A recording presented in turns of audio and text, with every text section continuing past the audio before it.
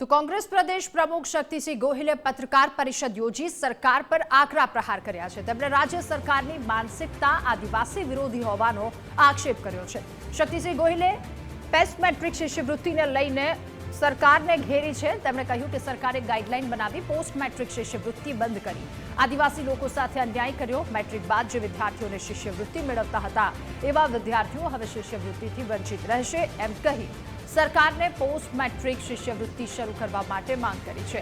આ સાથે દાંતાના ધારાસભ્ય કાંતિ ખરાડીએ પણ આગામી દિવસોમાં દરેક આદિવાસી જિલ્લાઓમાં જઈ આંદોલન કરવાની તૈયારી પણ દર્શાવી છે।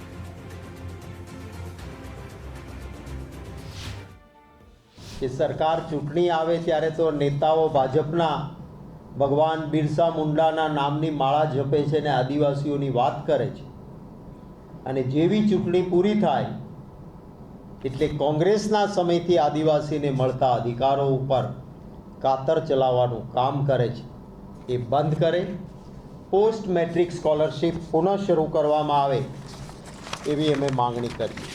દરેક જિલ્લા પર, આદિવાસી વિસ્તારના જિલ્લા પર ભારતીય જનતા પાર્ટીનો આદિવાસીના બાળકોને અન્યાય કરતો આ નિર્ણય છે, એના વિરુદ્ધમાં જનજાગૃતિ અભિયાન ચલાવવામાં આવશે।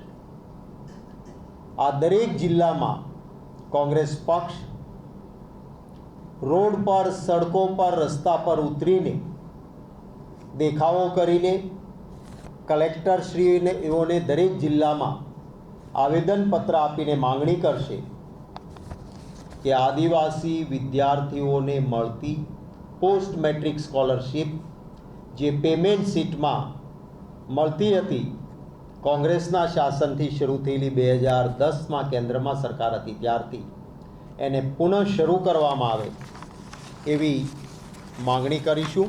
જે ગરીબ હતા એને અતિ ગરીબ કરવા માગે છે આ સરકાર, અમીરોને અમીર કરવા માગે છે। ગરીબોની અંદર ગરીબ અને આદિવાસી ગામડામાં જે દીકરા દીકરીઓ જે ભણે છે એમને અલગ અલગ હેતુએ જે શિક્ષણ મેળવવા બાબતની અંદર જે સ્કોલરશિપ મળતી હતી, આજે તાજેતર એવો પુરાવો કઈ બતાવે છે કે આ સરકાર આદિવાસીઓ ઉપર કાતર ચલાવીને કઈ રીતે આદિવાસી દીકરા દીકરીઓને હેરાન કરવા અને કઈ રીતે પછાત રાખવા એક જાતનું ષડયંત્ર છે।